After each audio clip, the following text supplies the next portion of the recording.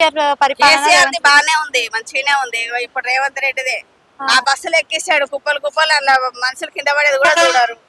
2500 ఇస్తున్నాడు, అది కూడా ఇస్తలేడు. అంటే ఇస్తా అంటుండే కదా, కోటి మహిళలు కోటీశ్వరులు అని అంటుండే. మరి కోటి మహిళలు అంటున్నాడు మరి కోటీశ్వరులు ఇంకెప్పుడు అవుతారా? ఆయన గెలిచి కూడా ఇప్పుడు 1 ఇయర్ దగ్గరకి అయిపోయింది కదా, ఇంకెప్పుడు ఇచ్చేది ఆయన.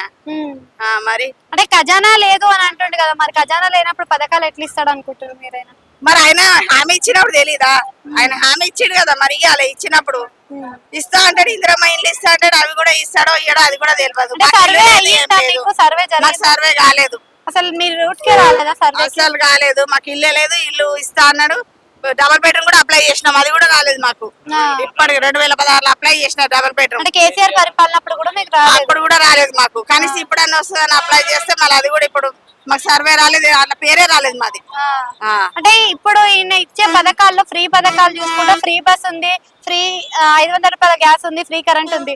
ఈ పథకాలు అనేవి ఉంచడం మంచిదేనా, తీసేస్తే బాగుంటుంది? ఇవే మంచివే, ఉంచొచ్చు, లేదని ఏం లేదు ఇట్లా. కానీ బస్సులు కూడా ఇంకా ఎక్స్ట్రా పెంచాలి.